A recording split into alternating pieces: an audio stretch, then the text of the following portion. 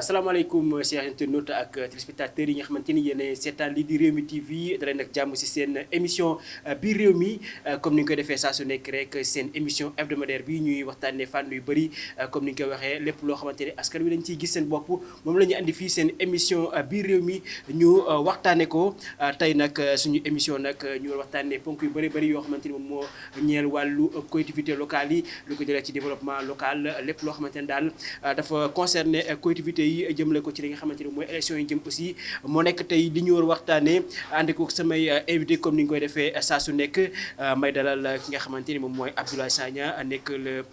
chef de directeur cabinet bu Mamadou Bara Gaye nekk maire bu Yeumbeul Sud waaye tamit ki nga xamante ni mooy Abdou Khadre Ndiaye nekk expert en politique publique et développement local nekk aussi diplômé de l'école normale supérieure en lettres modernes en histoire et géographie nekk aussi un titulaire de diplôme universitaire général en droit sciences politiques à l'université Cheikh Gaston Berger bu Saint-Louis nekk aussi membre ci COJER bu fi nga xamante ni moom mooy Louga nekk si commission scientifique bi donc tey nag ngeen mën a déglu tey fan yu am solo yoo xamante ne dinañ ko waxtaane tey durant benn tour d'horloge bi nga xamante ni la ñuy nekk tey ci émission biir réew mi donc mais laataa ñoo dugg rek ci vif du sujet bi ne damay bàyyee sama ay invité ñu daal di nuyoo ak téléspectateurs yi nga xamante ni ñu seetaan fii ci Rewmi TV monsieur Sagna ñu ngi lay nuyu bu baax. jërëjëf Mor Fall maa ngi lay fay maa ngi lay nuyu di la sant la gërëm bu baax a baax ci invitation bi. di nuyu mboolem sénégalais yi ñuy seetaan tey ci Rewmi TV. rawatina ñu nekk ci biir réew mi rawatina doomi Yeumbeul Sud yi nga xam ne ñoom laa représenté ci digalu monsieur le maire Bara Gaye. voilà jërëjëf sëñ Abdou Khadre Ndiaye ñu ngi lay nuyu. waaw maa ngi lay fay di nuyu d'abord suma co-débatteur bi. di nuyu auditeurs yi ak auditrices yu Rewmi di rafetlu aussi invitation bi di la nuyu yow aussi ci présentation bi mucc ayib yi ngay faral di def ci émission yu bari parce que ñu ngi lay faral di suivre à travers les réseaux sociaux aussi di saluer qualité kii bi service bi ñu rendre nation sénégalaise bi di aussi Sénégal yi nga xam ne si de loru nañ ci mbënd mi wala ñu loru ci feebar bi yëpp may di leen jaale seen ñi nga xam ne si ñooy way dawlu yi di wax suñ borom mu ñaax leen suñ borom mu gën leen a dimbali gën leen a jàppale askan bi aussi mu gën a jàppante suñ biir que ñi nga xam ne génn nañ ci àdduna yàlla may leen ñu am àjjana yu gën a kawe àjjana firdaws. voilà donc di ko jaajëfal donc si moom la ñuy ubbee li nga xamante ni moom mooy suñu waxtaan tey jëmle ko ci lépp loo xamante ni moom moo ñeel wàllu collectivité locale yi daal di koy accès nag ci li nga xamante ni moom mooy développement local te moom na jàppale sax xam-xam màcc na ci wàllu woowu ci wàllu politique publique ak wàllu développement local donc Sénégal fi mu nekk nii depuis ay années ñi ngi def seen ay jéego ngir mën a def li nga xamante moom mooy développement local lépp daal di koy accès si li nga xamante ni moom mooy acte III de la décentralisation donc à chaque fois ñuy faral di utiliser benn concept naan développement local ba sax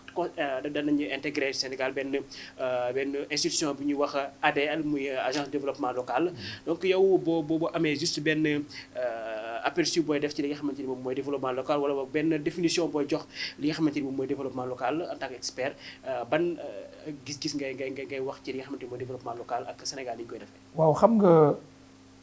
développement local. dafa nekk loo xam ne si xam nga état mairie démembrement état la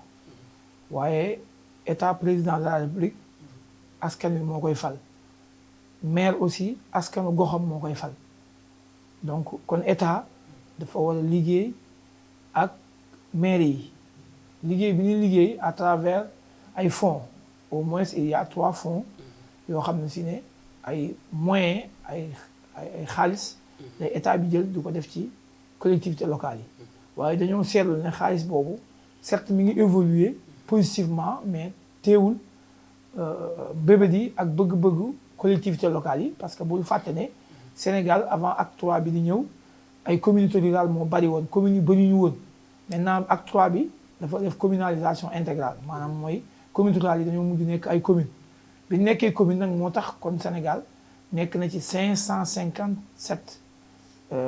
collectivités locales maanaam ay mairies ak 45 départements plus Kër Massar bi ñu érigé département muy 46 départements donc ñu nekk ay collectivités locales parce que actuellement c'est 2 collectivités locales moo am dañ naan département ak commune bu njëkk ñett la woon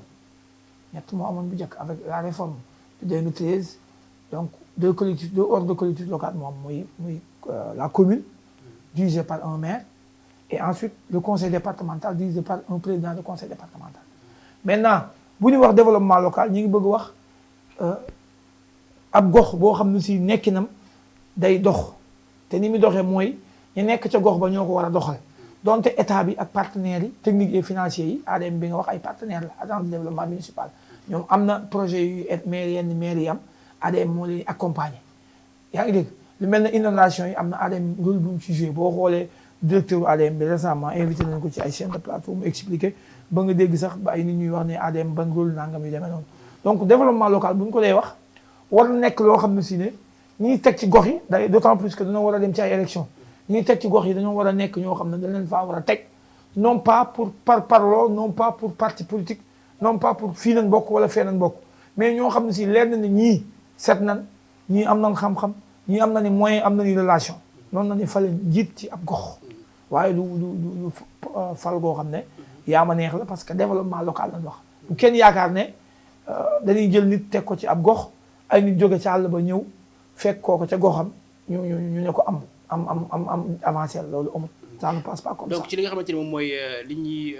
tënkee wàllu développement local est-ce que day exiger ki nga xamante ni moom la ñuy teg ci bopp kuréel wala boog ci bopp li nga xamante ni moom mooy benn mairie dafa war a am ay critères yoo xamante ni moom la développement local exiger ne ko dafa war a am compétence yi pour mën a doxal ay projets yu mën a jëmmal localité bi. waaw xam nga sax boo xoolee d'ailleurs xamoon nga ne élection maire ci Sénégal lu nekkoon lu doyoon waar la parce que élection bi 2 élections la woon d'abord conseil municipal yi les populations bi fal ba pare après ñoom daje conseil municipal préfet wala sous-préfet ñëw daal di ñu voté conseil municipal yi voté daal ne diw mooy maire diw mooy adjoint xam nga loolu moo doon am loolu nag dindeeku na xam nga comme déet désormais ki nga xam ne moo jiite liste proportionnelle bi ñu def ko tête de liste moom mooy nekk maire maanaam ku amatul léegi ku maanaam population yi ba la ñuy wote dañuy xam ne Mor Diop mii wala Abdou Fall mii wala Moussa Ngom mii wala Awa Diop mii mooy nekk maire parce que bu njëkk nit ñi dañ doon ñëw defal seen liste rek tappale dajaloo fenn ne diw ne liste bi ñu yore baax na ku ne nga ca population bi dem voté leen ko mën naa am sax benn waay boo xam ne am na xaalisam war na yor nay moyen wala mën naa ger gaa yi woo leen ci guddi dajal leen seen kër ne leen bu subaa voté leen ma conseil municipal 40 conseils daje par exemple 40 conseils daje 20 plus 1 rek bu ñu ko voté lee mu jàll noonu duñ ci ëpp moo tax nga dégg ñu naan diw jënd na diw ak yooyu waaye loolu amatul askan wi bala ñuy fal dañuy xam ne yow mii yaay maire wala kii léegi nag loolu dafa am solo xam nga lu tax mu am solo ndaxte ki ñuy fal dañuy xam mooy kan danañ xam ndax kii suñ ko dénkee 1000 francs du lekk 1000 francs yi kii suñ ko dénkee 1000 francs mën na fexe ba dem indi 2000 teg ci parce que maire ñett moo ci am ñu ci bari dañuy wax développement local dana ci dikkat parce que maire ñett moo ci am soit dañuy xëy jox la budget mooy ressources yi ñu am ci dëkk bi yu demee noonu yi nit ñi fay ay droit yooyu ñu indi jox la ko buñ paree ñu def ko ñaari rubrique ñu ne lii budget fonctionnement la par exemple bu nekkee 100 millions ñu ne 70 millions yi pour fonctionnement la 30 millions yi pour investissement yi dañoo remarqué ne ci loolu maires yu ci bari sur les 557 maires man j'ai fait presque bari na maires yu bari yu ma wër ci Sénégal dem ci ñoom dem ci seen maires yi gëstu fa xool fa mais li ma gis li ma remarqué mooy am na maires yoo xam ne si franchement ñoom ñi ngi liggéey bu mucc ayib xam nga kii il travaille avec Bara Gaye que je salue au passage ma ngay liggéey foofu liggéey boo xam ne si man xam naa ne jàmbaar la fa man am na yeneen maires yoo xam ne wër naa leen bon xam naa leen nii de près mosuma leen a gis sax mais dem naa ak ay société civile ak yeneen nit ñu def leen ay audit am na maires yoo xam ne dañoo nangu sax ay société civile ñëw auditer leen ci leen yore pour ñu xool ba xam ndax ni mu nekkee baax naa yooyu par exemple boo jëlee région Louga foofu boobu nga doon wax noonu soo jëlee région Louga boo ñëwee biir commune Louga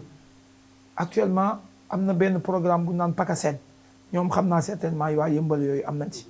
mooy programme PACASEN boobu dañoo jëloon lu mat 122 maires yi pour ñu xool ba xam nan la ñuy doxalee wàllu performance seen maires yi maanaam projet yeeg chantier yeeg yenn réalisation yi ndax dox bi dana jaar yoon bu leen joxe ay moyens biñ classé ay yëmbal yi am nañ position yu baax mairie Louga boobu ma la doon wax 3e position la jël par rapport ak 122 maires bi nga xam ne si Moustapha Diop bu Louga moo ko jiite ñu ne ñoom performance dañ cee xarañ parce que ni ñuy liggéey ak projet yi ni ñu ko yoree dafa jaar yoon ñu audité leen am na beneen maire yi aussi boo xam ne si aussi dans le cadre du forum civil mooy ak Géoul boo géegee Kébémer avant Kébémer boo jëmee Louga am na maire bu naan Géoul aussi le maire dañoo gis ne moom day jël ay moyens ay xaalisu boppam ay 60 millions ay 50 millions ay projet di ko fa teg yoo xam ne xaalisu boppam lay doon bu bokkut ak budget maire kon ñooñu ay exemple lañ joxe kon ñooñu bu ñu ñëwee ne leen léegi désormais ku ñu fal maire dañ naan diw na ni fal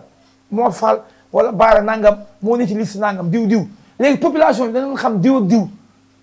kan moo ci gën a jub danañ dem ba xam loolu sax ñoom seen biir parce que ay dëkkandoo bu ñu waxantewul dëgg ku nekk xam na sa morom xam na ku nekk ku jub ak ku jubul ku dëng ku am yéene ci askan wi yooyu yëpp dañ koy xam critères yooyu nag nañ bëgg population bi xam ko ñu bañ leen cee nax kon développement local dafa nekk loo xam ne lu nit ñi war a xam la war a xam ne mbir mi du parparloo mbir mi du kii fii la bokk kii bokkul fii bu bokkoon fee mu voteel ko loolu amatul jeex na parce que li tax li ko jeexal mooy Macky Sall ci boppam moo ne nit ñi askan wi dañ leen bàyyi ñuy fal nit ñi bëgg yoonum fii ma nit ñi ñoo koy dugal ci ay élection mais yoonum nekkatu ci ba mu ne carrément ku ci nekk nan xam kan mooy kii kan mooy kaa bu nit ñi xëccoo léegi nan jiital kuñ jiital na nit ñi xam kan la ñu woteel kooku bu ñu demee jiital koo xam ne baaxut même bu fekkee sax moo diw ñoo doon yend ñoo doon fanaan askan wi dañ koy sanctionné donc loolu c'est très clair il faut que nit ñi xam ko mu leer déjà xam nga ci développement local li nga doon expliqué soo xoolee fu mel ne boo jëlee côté Matam jàpp noonu population yi ne foofu ñoom dañoo xam teel a xam développement local xam askan wi ne foofu association yeeg moodu yi ñuy tukki ñu ci bari ñooy financé d'ailleurs ci yenn projets yi ne ci yenn localités yi mais nit ñi am na citoyens yoo xam ne aussi ñoom dañoo jàpp ne état moo war a développer ab gox alors que loolu parce que le développement d'abord c'est la base ci suuf la mbir yi jóge jëm ci kaw mais du jóge ci kaw jëm ci suuf parce que loolu il faut nit ñi comprendre. du ñàkk nañ ci ñëwaat ñu kii si ki nga xamante moom mooy Abdoulaye Sagna moom yàgg na ci li nga xamante ni moom mooy wàllu localité ci wàllu liggéey ci wàllu maire bi depuis 2014 mi ngi ci nekk ki nga xamante ni moom mooy directeur cabinet bu maire Bara Gaye donc ak yéen naka ngeen di doxale li nga xamante ni mooy wàllu développement local parce que à chaque fois dañ naan mairie démembrement état la parce que ñoom ak président ñoom ñoo yem nañ ne kii ku ci nekk dañ laa fal askan wi la fal yow yaa war a mën dox ngir mën a développer sa gox ak naka yéen naka ngeen di dundee li nga xamante ni mooy wàllu développement local depuis ba ñu instauré wàllu acte 3 de la décentralisation. jërëjëf Mor dama lay ñaan bala may tontu ci question bi rek def nañ koy baaxoo ci réew mi di masaw ñi nga xam ne bii ñoom ñoo fi wàññeekoo suñu kilifa yu baax yi ma ciy jiital Serigne Cheikh Jëmmu Fall xalif général des Layènes des Baye Fall waaye tamit di ko jaal représentant bi nekk yëmbal di Mame Cheikh Fall Serigne Mame Cheikh Fall di ko jaal Baye Fall yëpp di ko jaal mboolem murit ak mboolem jullit naka noonu aussi di jaal Serigne Abdourahmane Mbacké fi bàyyee ko barki Dembo Ndiaye ñu denc ko démb ci Touba ñu koy jaal mboolem murit ak askanu ak jullit yëpp waaye tamit di jaal ABC bi fi jógee yàggul dara waaye tamit ak lu làmb jooy nañu génn àdduna Mbaye Gueye d'abord ensuite Double Less bi nga xam ne bii denc nañ ko démb te Yoff mu doon ay tiis ak ñeneen ñi nga xam ne wàcc na ci réew mi donc ñu ngi koy jaal sénégalais yëpp di ko jaal jullit ñi di ko jaal àddina bu loolu weesoo ñu ngi sant suñu borom bu baax a baax ci lu mu génnee ci troisième vague bu mbas mi parce que médecins yi officiellement décrété nañu ni génn nañu ci troisième vague bi loolu ndimbalu suñu borom la ak góorgóorlu bi nga xam ne bi ko médecins yi laajee askan bi takk nañu seen ndigg jéem a fagaru ci mesure barrières yi ba yàlla dimbali ñu génn ci troisième vague bi ñu ngi ñaan suñu borom mu yem fi suñu borom dimbali ñu ba ñu tàggoo définitivement ak mbas mi waaye tekkiwul ni jóge na fi mi ngi fi ba léegi ñu ngi soññaat askan bi ñu gën a defaraat taxawaay yi gën a takk masque yi respecter les mesures barrières ngir ñu tàggoo jàngoro ji nga xam ni li muy lor bakkan moo ci gën a tuuti li ñu lor ci suñuy yëngu-yëngu ci économie ci wàllu activité moo ëpp fuuf sax donc loolu dañ koy sante suñu borom bu baax a baax di ñaan mu dolli ñu ci alors bu muy ñëw ci sa laaj ci wàllu acte 3 de la décentralisation dafa nekk ci wàllu politique de décentralisation te décentralisation dafa nekk processus boo xam ne bii processus irréversible la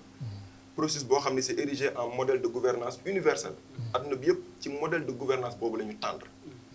boo gisee ñu ne acte 3 c'est parce que acte 1 amoon na acte 2 am acte 3 am te chaque acte dafay ñëw dolli pouvoir les collectivités locales maanaam ñi nga xam ne ñoom ñooy la gestion à la base. li ko waral mooy état du Sénégal wala état yépp lii seen wareef mooy ñu taxaw ci jafe-jafe askan bi ñuy liggéeyal askan bi waaye askan bi kenn gënu leen xam seen jafe-jafe bopp ndax jafe-jafe yi nekk Yëmbal wute naag jafe-jafe yu nekk Ourossogui wute naag jafe-jafe yu nekk Bignona wute naag jafe-jafe yu nekk Saint-Louis loolu moom moo waral état central dafay jéem a fexe ba diisoo ñi nga xam ne ñoom ñoo nekk à la base kenn ku nekk mu dénk la cof ci ay sañ-sañam dénk ko ña ko yor ci suuf ñu mën koo gérer seen bopp ndax nag loo xam-xam nit ki mu gën laa xam boppam kon ci tënk état d'esprit wër décentralisation loolu la donc au finish état yëpp dañuy jëm ba tous les pouvoirs ñu jox ko les collectivités territoriales boo demee ci réew mu mel ni Allemagne dañoo décentraliser ba décentraliser lu mel ni éducation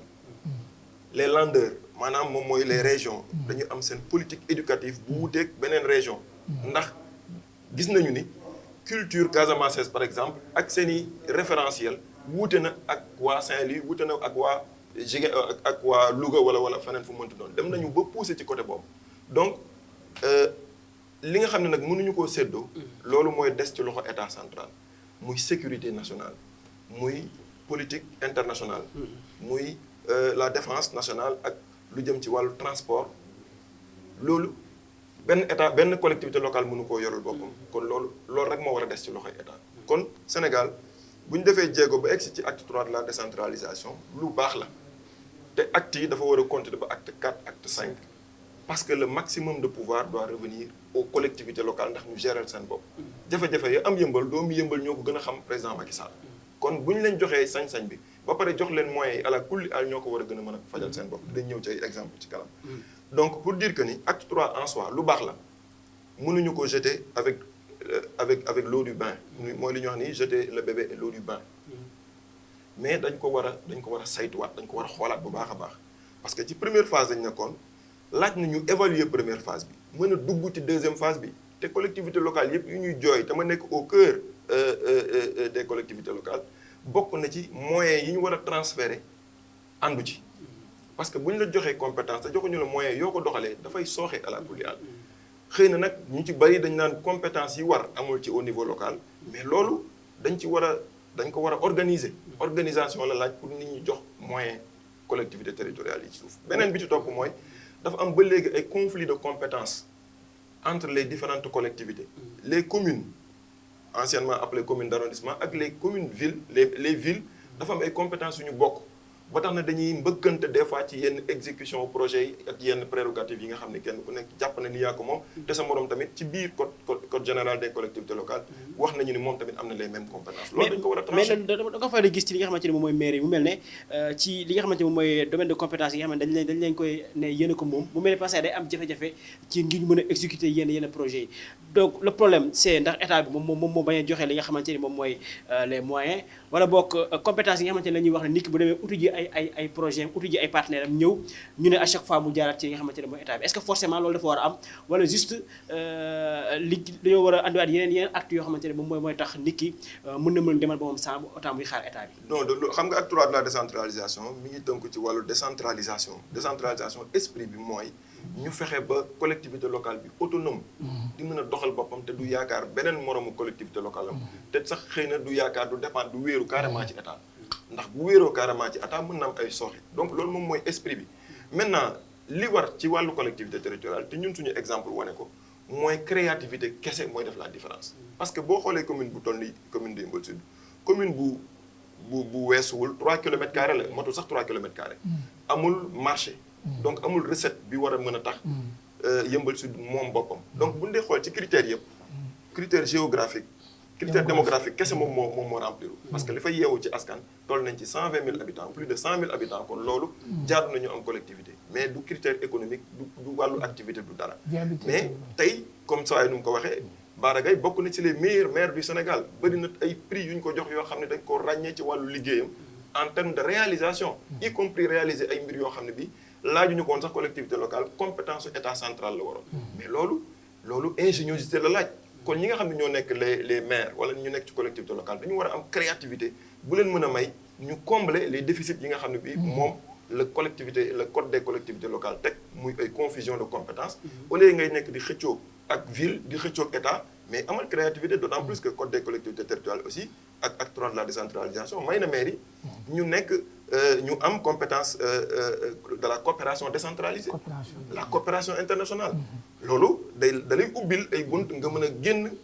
moo xam communes yu nekk ci biir réew mi wala communes yu nekk bitim réew nga dem contracté ak ñoom moo xam ay partenaires privés ay partenaires publics pour ñëw indi développer sa collectivité donc ñun suñu salu bu ëpp solo en tant que commune bokk na ci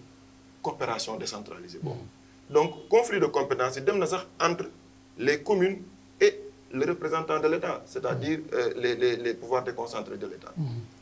exemple bi ma la ciy jox mooy mesure bi nga xam ne gouverneur mujj na ko jël ne désormais les préfets et les sous-préfets war nañu délivrer ay certificats de résidence loolu compétence exclusive la des maires loolu léegi est-ce que compétence centrale la wala compétence collectivité territoriale donc il y a beaucoup de choses yoo xam ne jàpp nañu ni code des collectivités territoriales dañ ko war a xoolaat évaluer acte 3 de décentralisation pour mën a permettre communes yi ñu am jumtuwaay yu mën a war carrément pour mën a jànkoonte jafe-jafe askan yi parce que nag problème askan yi les maires ñoom ñoo ko gën a xam tey jii dama lay jox benn incohérence aussi lu toll ci mbënd bi inondation yi di massawu encore une fois ñi nga xam ne ñoom ñoo ci loru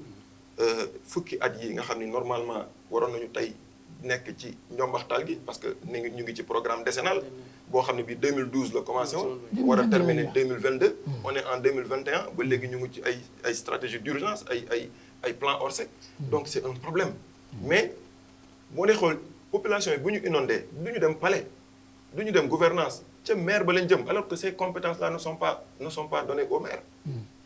maire nu muy def mënu leen a dàq mënu leen a luy sama compétence di ciy jéem kenn laay kàttanam tout en sachant que amul moyen wu régler problème bi parce que yooyu ay super infrastructure moom moo koy régler du ay moto pompe yi nga xam moom la ñuy def wala envoyé leen ay carburant wala ñu envoyé leen ay flexible wala ñu yóndee leen ay camions hydrocureurs régler wu ko loolu c'est des mesures temporaires yoo xam ne lu ñuy def la pour ndox mi jóge fi waaye déwén day ñëwaat li koy mën a teree ñëwaat déwén nag loolu ay investissement lourd la ci état moo ko yor investissement yooyu bu ko état joxoon collectivité territoriale yi non nga xam ne collectivité territoriale am nañu xam-xam ak xarañte régler problème inondation yi parce que liñ ciy daj te amuñu moyen te am ci résultat as néew bi nga xam ne mën nañ cee dut baaraam wane na ni buñ leen joxoon les moyens qu'il faut kon tey jii collectivité territoriale yi dinañ am jéego yu rëy yu ñu def ci wàllu inondation donc pour dire acte 3 de la décentralisation lu baax la parce que dafa méngoo gis-gisu àdduna ci wàllu gouvernance dañu war a dem ci décentralisation waaye war nañ koo xayma ba collectivité territoriale yi compétence yi ñu leen dénk maanaam sañ-sañ yi ñu leen jox ñu jox leen alal yu ñu toll pour ñu mën koo régler ba askan bi bu ñu yaakaaree ci ñoom ci problème yi ñu am ñu mën koo régler beneen bi ci topp compétence yi nga xam ne dañu koo bokk ak villes yi bokk ko ak les pouvoirs ak les préfets et les sous-préfets ñu xool nuñ ko disséquer ba kenn ku nekk xam li la war donc loolu daal vraiment jàpp naa ni évaluation la laaj ak évaluation sans complaisance génnee lépp lu jëm ci wàllu politique parce que décentralisation modèle de gouvernance universelle mais est-ce que mën nga bëgg a jox tuuti ñi nga xam ne ñu si tànn li nga xamante ne la ñuy wax les compétences transférées parce que dañu faral dégg seen ci waxu mairie yi à chaque fois ñu ne loolu ci compétence transférée la bokk ñu di bokk ci compétence transférée donc est-ce que mën nga defal juste benn liste nañu lii compétence transférée lii compétence la boo xamante ni nekkul bu mairie kii comme mairie ville la yan waaw compétence transférée 9 domaines de compétence la yoo xam ne boo koy résumé rek da ngay xool lépp loo xam ni ay jafe-jafe la yoo xam ne mi ngi ci biir quartier bi wala boog mi ngi ci biir commune bi te ñu mën koo saafaraa ci biir commune te bokkuñu kook beneen commune loolu compétence boobu mën nañu koo jébbal collectivité territoriale damay jox exemple xam nga lu mel ni voie ferrée wala tali mënuñu ko def compétence transférée parce que commune bu am alal loolu mën na defal ay tali yu mucc ayib te commune ba ca topp amul alal amul moyen est-ce que da ngay daw ci tali 2 fois 2 voies ñëw ba fii dugg ci rang-rang dem beneen commune bu am moyen am ay tali yu mucc ayib donc loo xam ne le transversal la état bi da koy gérer boppam sécurité nationale défense nationale loolu état bi moom moo koy gérer de sensible la politique étrangère mooy ministre des affaires étrangères c'est des questions de souveraineté c'est des questions de souveraineté les questions transversales li nga xam ni bu ñu ko dénkee kenn moom kese moomu ko comme inondation li tax décentraliser wuñ ko aussi mën nañ ko comprendre parce que ndox xamul frontière mën na di taw bu bari sama commune te sama commune nekk pente ndox ma yëpp dem ci beneen commune mais man du ma dem ci commune jàmbur di gérer ji ndox boobu. donc il faut que état bi nga xam ne bii moom moo ëmb commune yëpp nag di gérer loo xam day jóge fii wal ba fële te fekk ni lu ci mel ni électrification. lu ci mel ni adduction d'eau potable. yooyu état la mais nag lu jëm ci ay jeunesse ay loisirs ay sport ay santé ay éducation même éducation bi dañ ko def ay pàcc. éducation de base ak école élémentaire yooyu mairie ñoo ko yor mais lu jëm ci collège ak lycée. conseil départemental état conseil départemental ak état ñoom ñoo koy gérer université moom domaine exclusivement réservé à l'état donc même boo dee xool rek ci saytu domaine bu ñu la wax rek mën nga xool dayoom nu mu toll ndax lii mën nañ koo yemale ci commune ba moom yooyu compétence donc yu mel ni ay sport ay loisirs mooy yu ma la wax donc bëri na vraiment ay domaines yoo xam ne bii ay domaine de compétence la assainissement loolu tamit contradiction la assainissement dafa bokk ci domaine de compétence yu ñu transféré mais assainissement collectivité locale yi amul benn moyen bu ñu transféré pour ñu mën a assainir parce que kii di assainissement di canalisation superstructure la yoo xam ni collectivité locale mënuñu ko def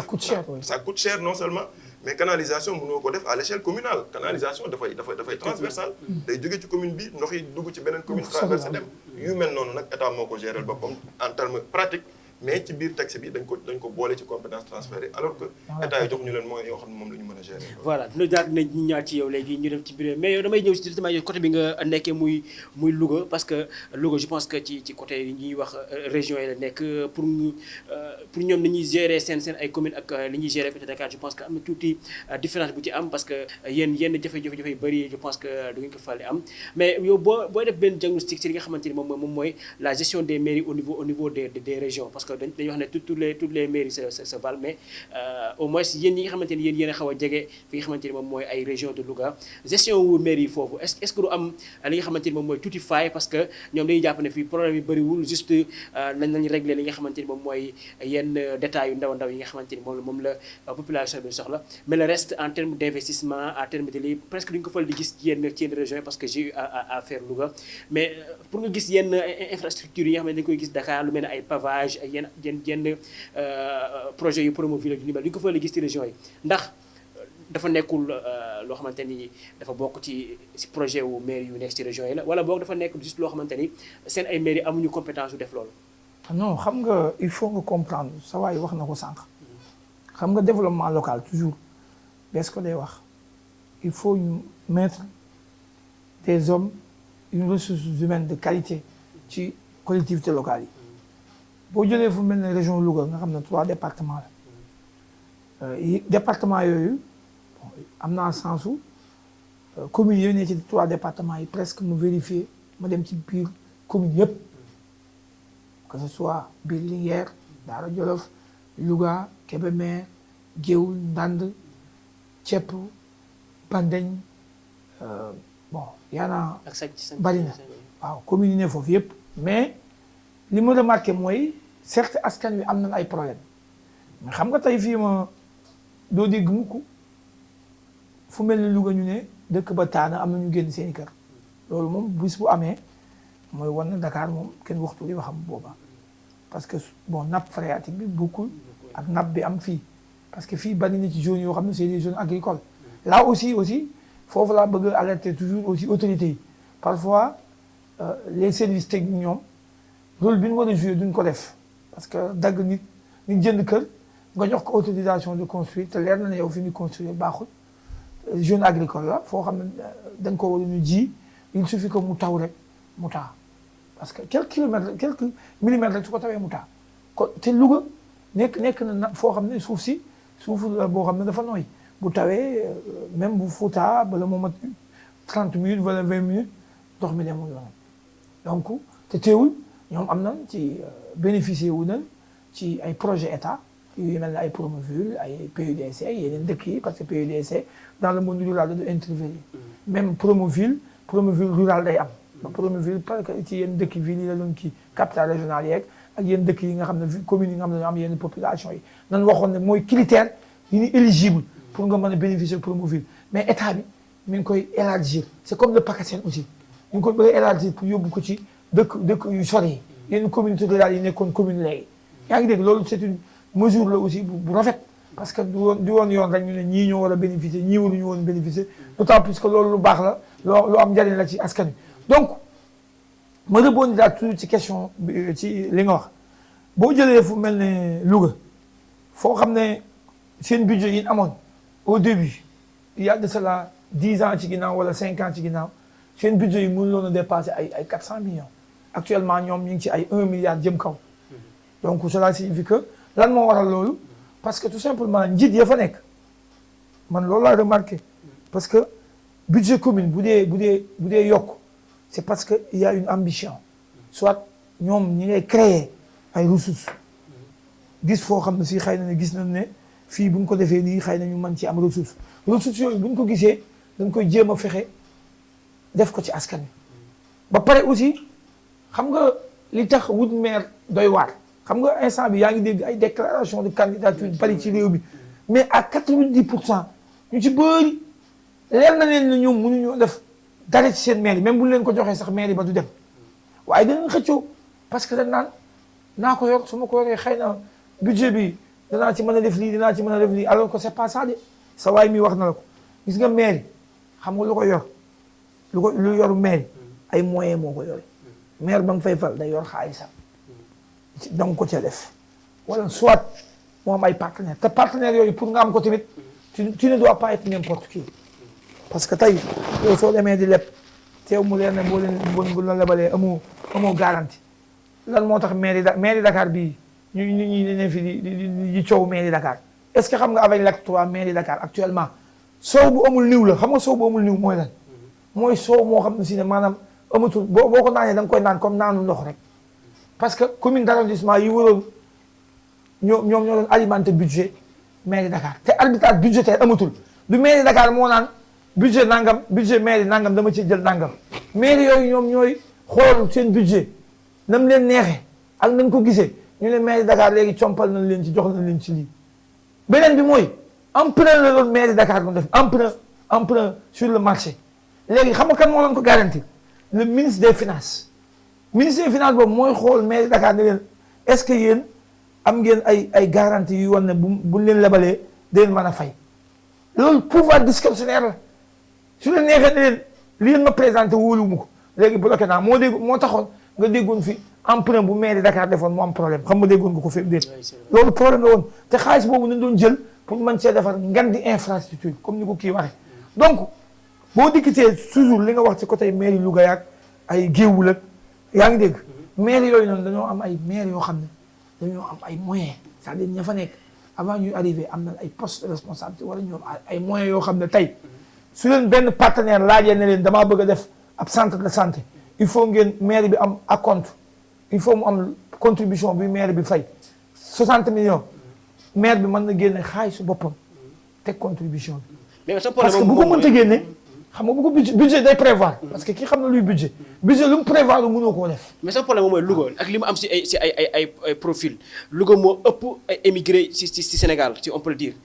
mais mënuñoo fexe ba Louga développé alors que dañoo ne en terme de développement local on dit que ñoo ñëpp si lañ à part partenaires yi ñëw international yeeg yu ni mel ñi nga xamante ne peut-être que mën nañu wax ne ay partenaires particuliers la ñuy nekk peut-être ñoom nañoo boy si loolu est-ce que la moo tax Louga mënul développé alors que ñoom mënuñoo jël nit ñooñu di leen woo pour ñu investir xam nga nit ñi dafa am lu ñuy fàtte xam nga développement c'est comme la décentralisation c'est un processus kuy wax processus li naan ci olof pour mu leer la ndar xëyul ñu construire ko ci benn pont ndar bee xëy ñu construire ko ci benn jour processus développement la c'est un processus c'est-à-dire soo xoolee da nga naan dëkk bi wàllu éclairage fan la nekkoon ndax fii lëndëmoon na ñaata lampe moo fi newoon léegi ñaata lampe moo fi nekk bu dee wàllu tali la ñaata tali moo fi newoon yàqu su fekkee fukki tali la est-ce que def entre temps defalaat nañ fa lu mat 4 tali wala 5 tali. attends waaw loolu foofu laay bëgg di dikk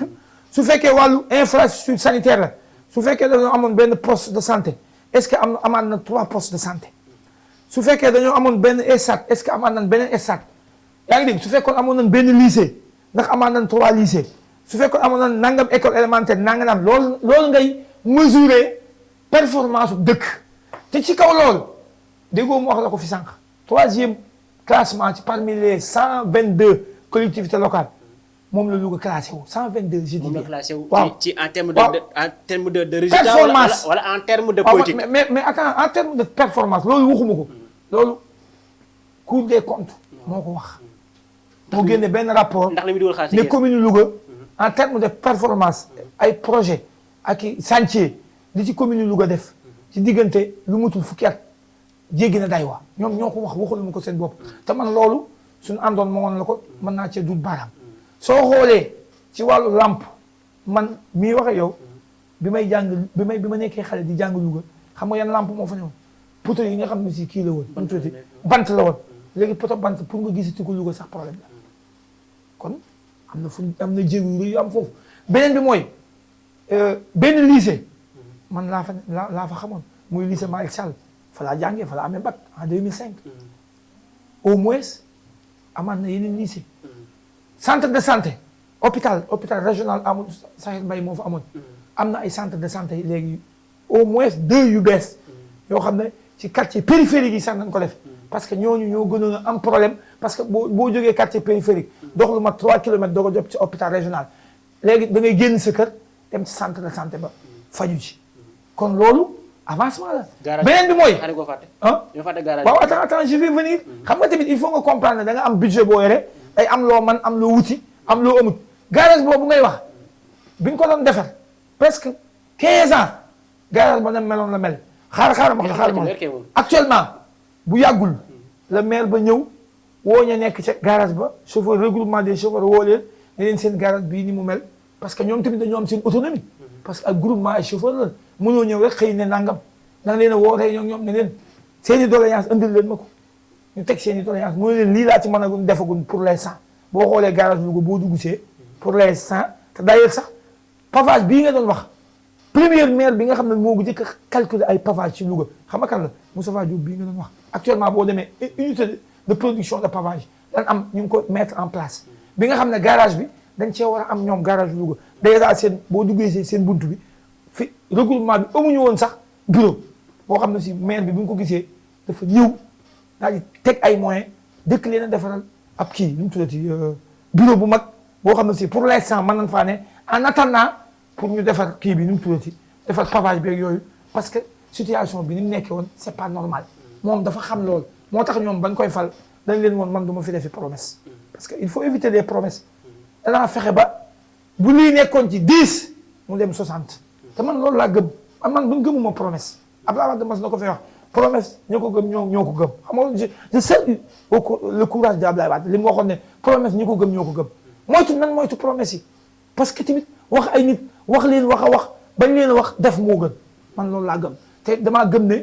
lii mën a wax nii du deñ Louga moment bii nii bokk na ci dëkk yi nga xam ne si dañoo leer nañ bokk na ci dëkk yi nga xam ne si ak budget ba mu yore budget boo xam ne si 1 milliard la tollool nga fexe ba indi fa ay investissement yoo xam ne boo ko doon calcul ëpp na 10 milliards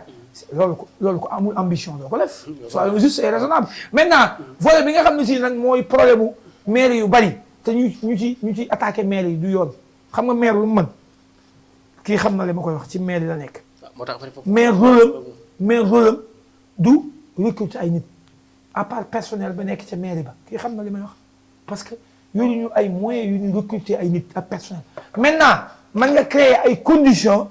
créer benn environnement aussi pour faciliter la politique de l'emploi te loolu maire yu bari kii xam na li may wax seen maire yi ma ngi ciy liggéey maire yu Louga aussi boo demee ma ngay def ay manœuvre am fexe santé mu fay recruter fexe lu mel ne wàllu IC kii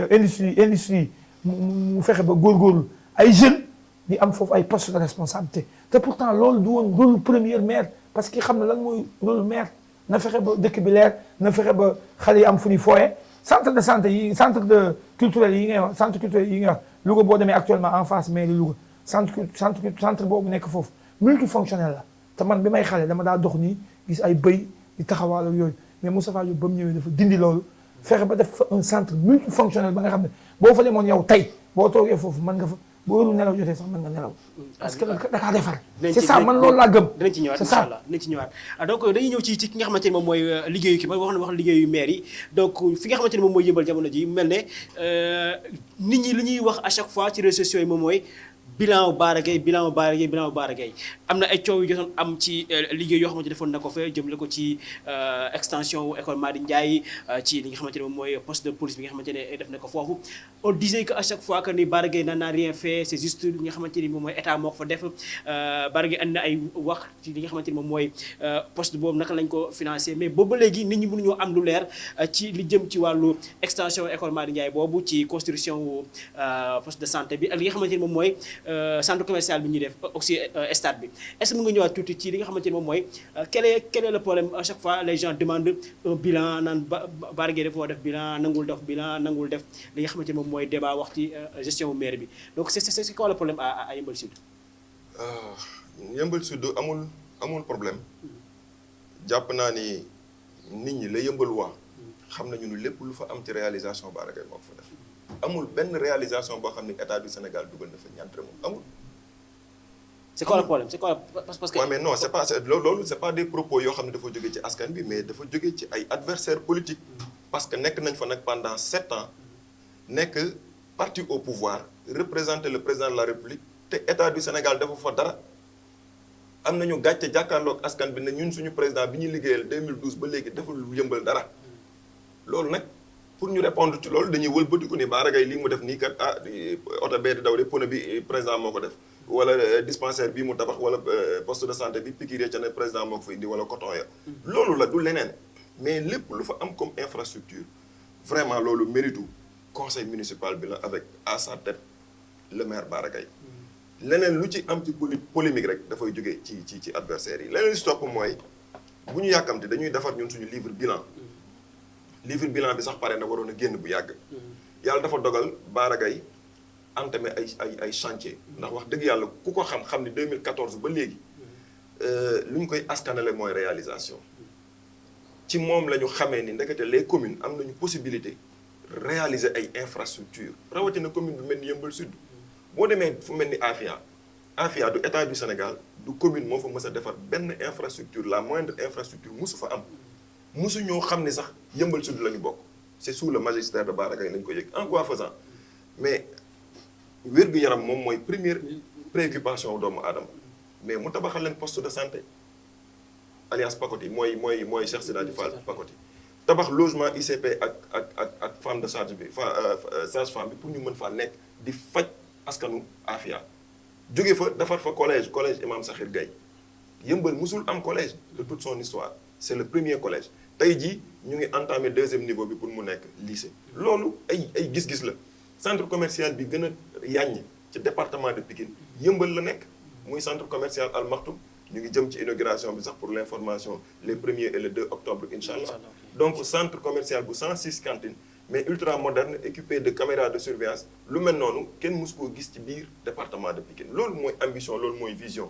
école Madi Ndiaye ñu koy toj di ko defaraat parce que ku ne xam ne ni saa yu mbënd mi amoon mais école bi dafay inondé benn partie bi yëpp dafay inondé di abrité beneen partie bi ay sinistré loolu dafa war a dakk loolu moo waral côté bi inondé classe yooyu yëpp ñu toj ko di ko defaraat balaa la rentrée ñu livré ko directeur bi Farba ñu ngi fay defar terrain basket bu bees ak place publique sans compter les 2 places publiques yi fi am sans compter bibliothèque musul am ci commune bi am na le 2e niveau de la mairie parce que problème mu bureau la ñu amoon bi mu njëkk ñu loolu mooy gis-gis bu ñu ñëwee acte 3 de la décentralisation dafa ñëw confier ñu yeneen compétence yeneen service amuloon fu ñu loger service yi mais administration lan lay prévoir dans pareilles circonstances dem louer ji ay locaux bi mu demee gis benn immeuble bu ñu war a louer waa ji wax ko lu mu koy louer location bi par année mi ngi koy dikkee dans les 12 millions presque mais mu xool ni mais lii di ko fay pendant 7 ans ci suma magistère wala pendant 5 ans te du tax nga moom ko mais nañu wut xaalis bu ñu tabaxalee services yooyu ay locaux ci biir mairie bi ñoom ñu des fi te loolu bañ a dem ci ay particuliers 16 millions lañ tabaxee 2e niveau bi mu régler problème bi yëpp yeneen service yëpp kenn ku ci nekk am sa bureau donc gis-gis boobu ci loolu la Bara Gaye nekk les adversaires amul dara lu ñu mën a teg sur la table. mais problème bi ndax la parce que man ce que j'ai vu Yeumbeul amul marché amul yi nga xamante ni am ressource comparé à marché Thiaroye bi nga xamante ni am na marché bi gën a mag ci Afrique de l'Ouest mais à chaque fois man li may gis moom mooy Bara mi def ay réalisations alors que am na ay personnes yu fa ne yoo xamante ne war nañu mën a jàpp ci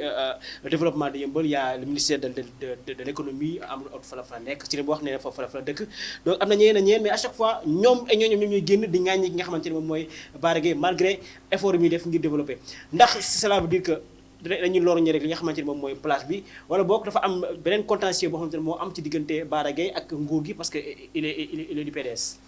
xam nga Bara Gaye dafa am lu ko sonal mooy 2014 bi muy dem élection moom moo nekkoon le candidat le plus jeune te Yeumbeul amoon culture fal nag ay mag loolu nekkoon benn déclic bu doy waar boo xam ne bi moom ba nit ñi di jubilé moom daf tiitaange la ko jural suñu première rencontre après élection dafa ne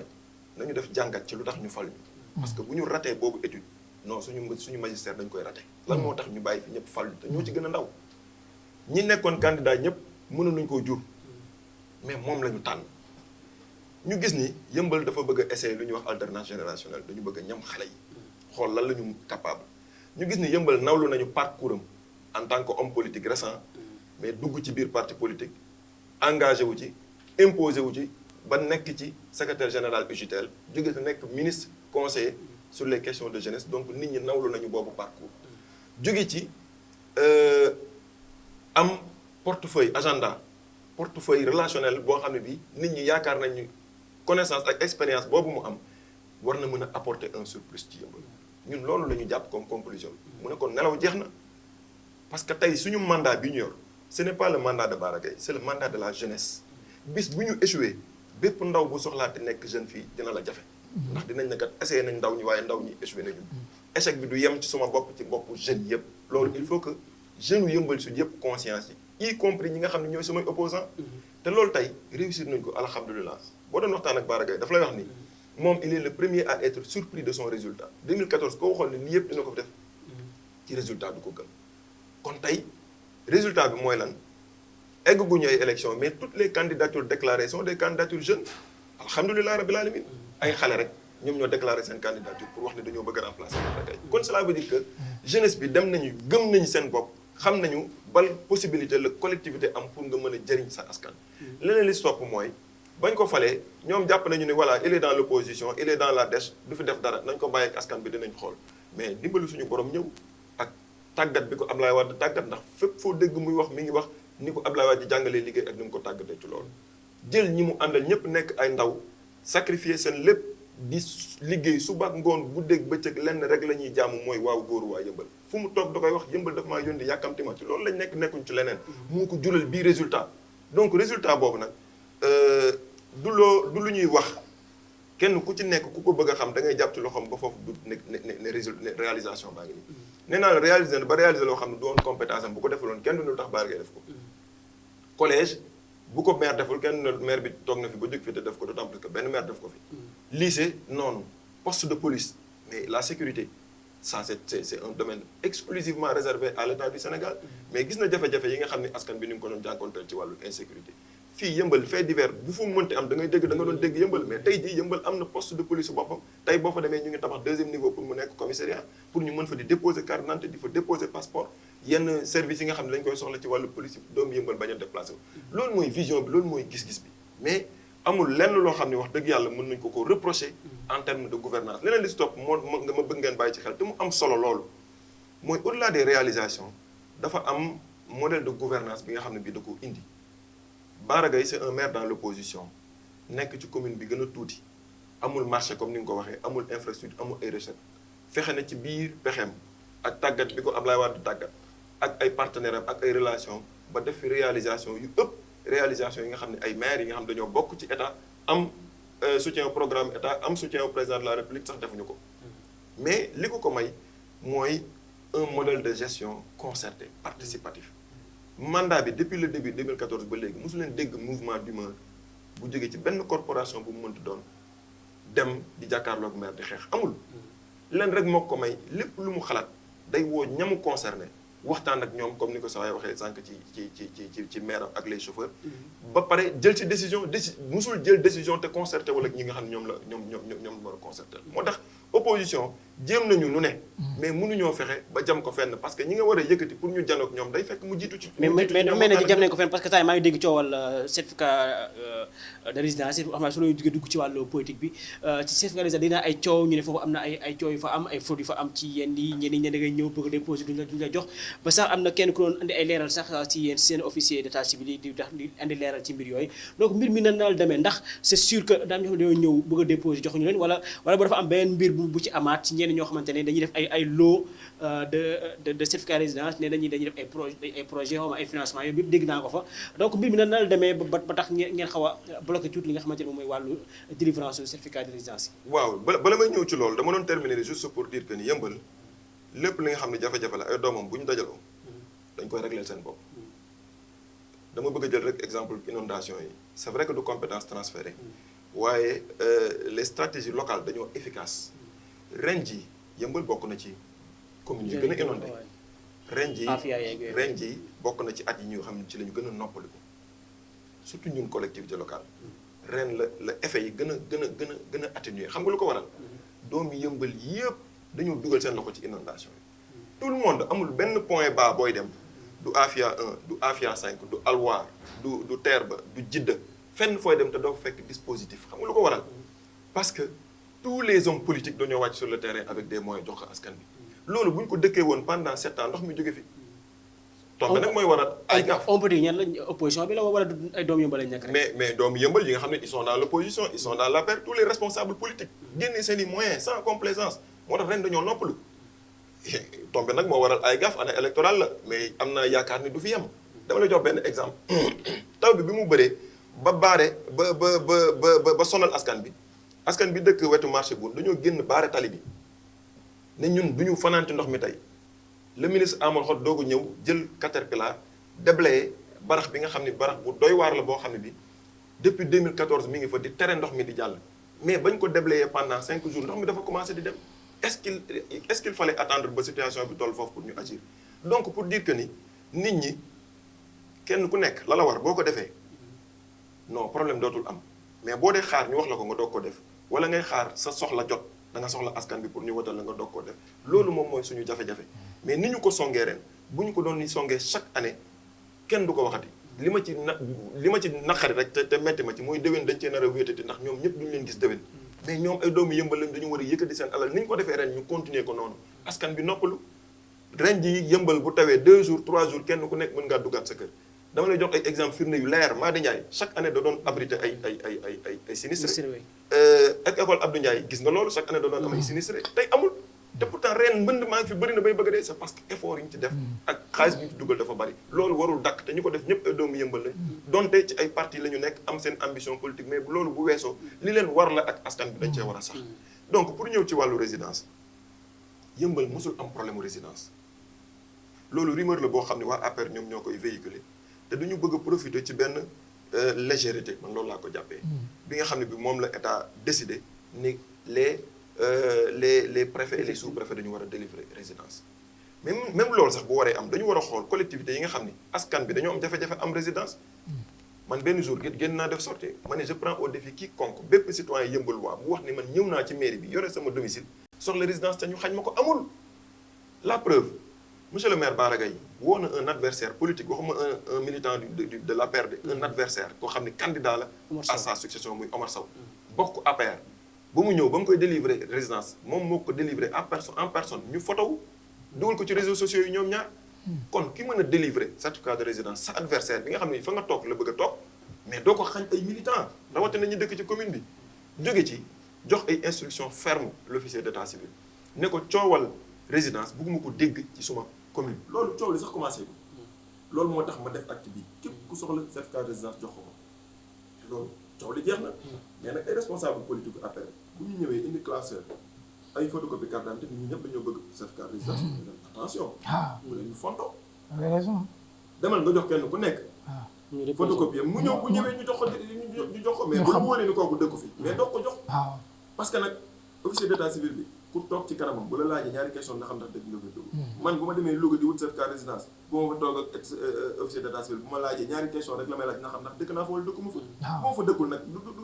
gars yi duñu sawar bi leneen amul benn problème boo xam ne bi mën nañ ci joxe benn cas ni diw dem na fa soxla na certificat de résidence te amul ko amul. parce que ñun ci lu ñu jëm ragaluñu ko. Bara Gaye dafa liggéeyal askanu Yeumbeul sans complaisance sans réserve te résultat yi tombé àdduna bi yëpp di ko seede meilleur maire da koo jël on ne sait combien de fois. le 12 bii di ñëw dañuy dem ci benn cérémonie boo xam ne dañuy consacrer les maires de Pikine. dañ ciy dem te ñun gëm nañu ni ñooy jëlaat raaya meilleur maire. parce que li ñu def ci ay réalisation ci biir Yeumbeul amul maire bu ko def ci Ndakaaru loolu moom dafa leer du loo xam ne lu ñuy léeb la donc loolu la ñu yaakaar ni teg ko ci bëtu Yeumbeul waaye teg seen bët suñu adversaire nag xam nañu Yeumbeul mënuñu faa am dara moo tax lu ñu yaakaar yëpp ci transfert yi la te wax dëgg yàlla mesure boobu gouverneur jël may na leen ñu dem ci ñu contourner ñu dem préfecture am fa ay résidence transféré fa ay nit ñu dul jeex waaye le dernier mot reviendra au Yeumbeul waa moo tax ma doon dànkaafale délégué de quartier di leen wax ni yéen ñu joxe seen i domicile vierge pour ñu koy remplir di ci transférer ay doomi aadama yu jógee feneen mais da ngeen assumer seen responsabilité devant l'histoire parce que ñoom ñëpp identifié nañ xam nañ ne loolu dafay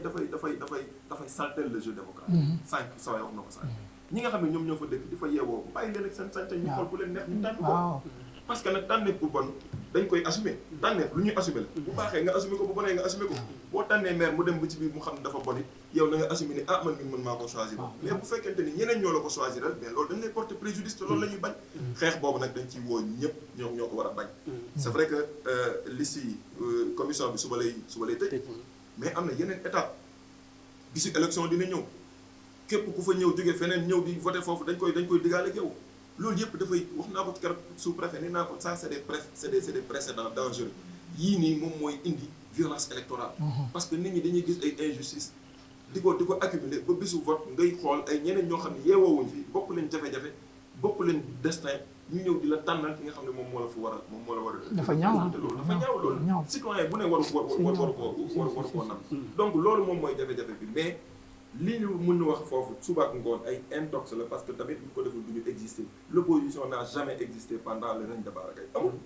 voilà mënul musul exister donc yow tamit aussi je pense que am nga jàngat ci coowal résidence yi du ñàkk ne am na Louga wala boog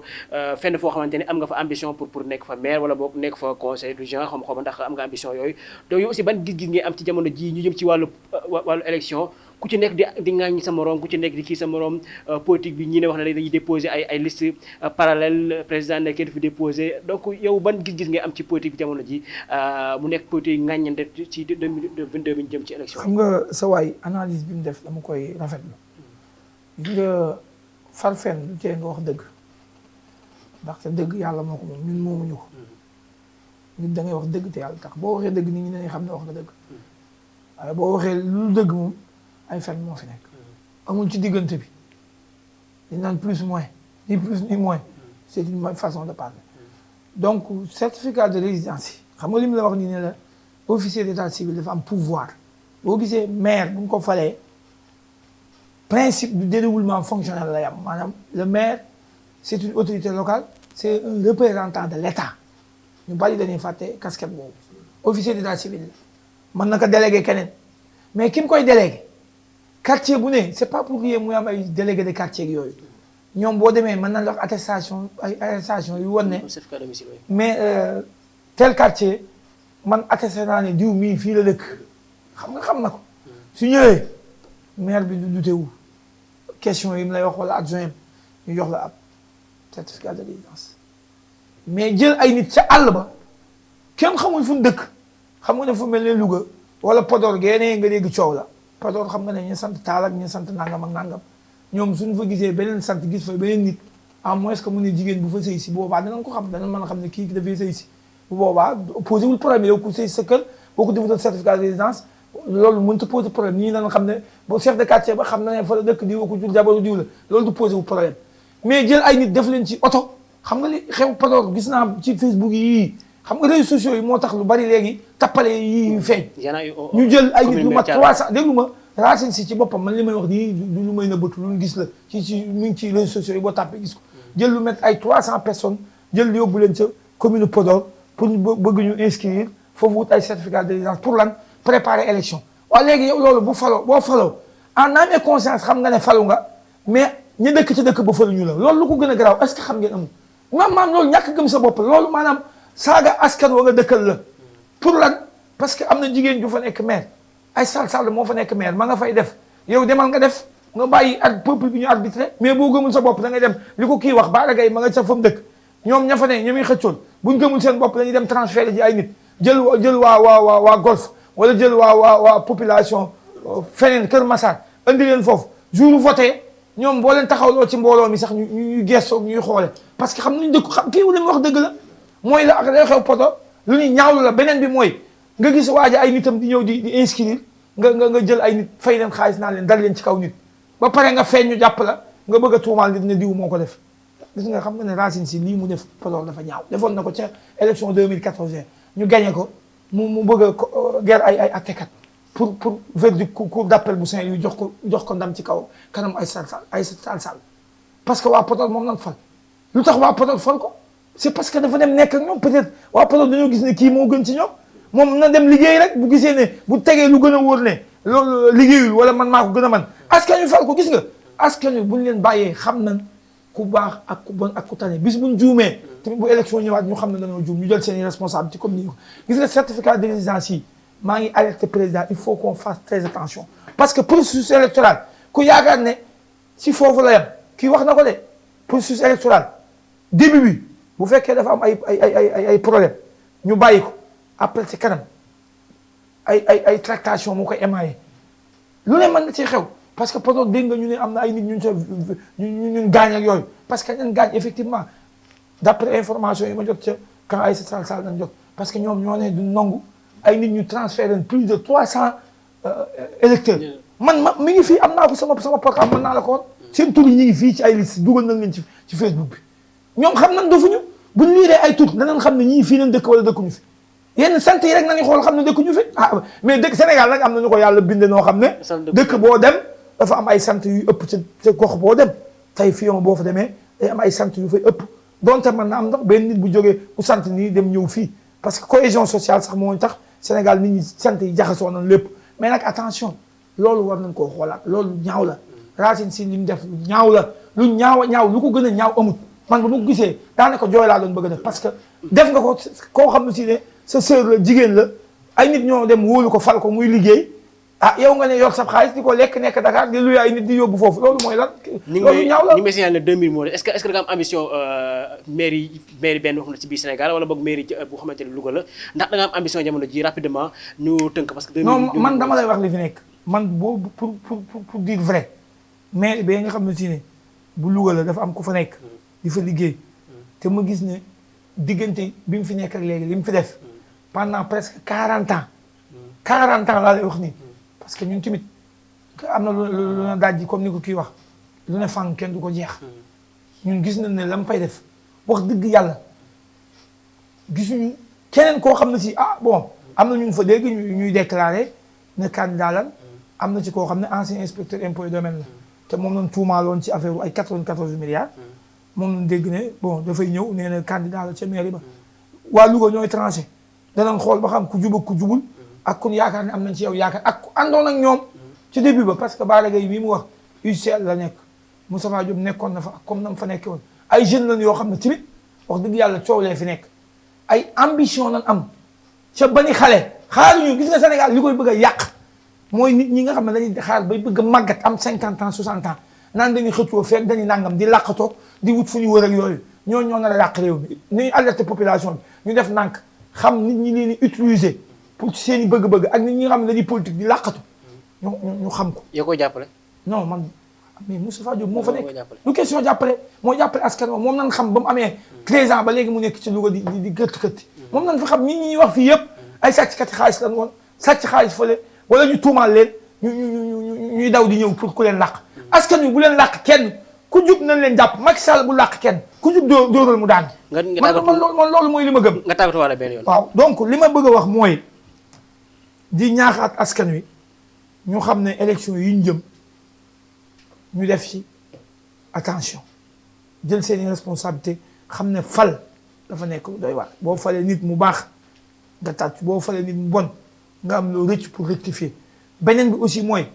nit ñi nga xam ne si dañ leen di woo di leen neexal pour bëgg di leen yóbbu ci ab dëkk di leen inscrire rek yooyu ñu mooy ci loolu bu leen ko defloo ñu bañ faa dem voté ji parce que lu leen ca fekk ñoom ñoo tooñ seen bopp parce que tamit kii wax na ko li mu wax dëgg la de parce que gars yi jeunes yi léegi dañoo jóg takku duñ nangu mukk benn waay bu dëkk ca fële ñëw seenu dëkk ah di fal koo xam ne si ne moom leer na ko ne bu ñu ko bàyyee waa dëkk bi duñ ko fal parce que waa dëkk bi am nañ ay jafe-jafe nit a ngi ñoom di ànd ak ñoom am nañ problème nit ñi ngi ñëw di ànd ak ñoom nit kooku ñëw laaj dëkk ba benn waay boo xam ne day nekk Dakar di noos wala sàcc na ab xaalis wala xamul nu mu koy def bëgg a ñëw rawale ko ci askan wa mais ñun xam nga loolu kenn du ko nangu nag kenn du nangu loolu daal mooy yi nga xam ne si moom laa doon la di mujj a wax di rafetlu aussi émission bi di nuyu au passage sama co-débatteur bi di saluer aussi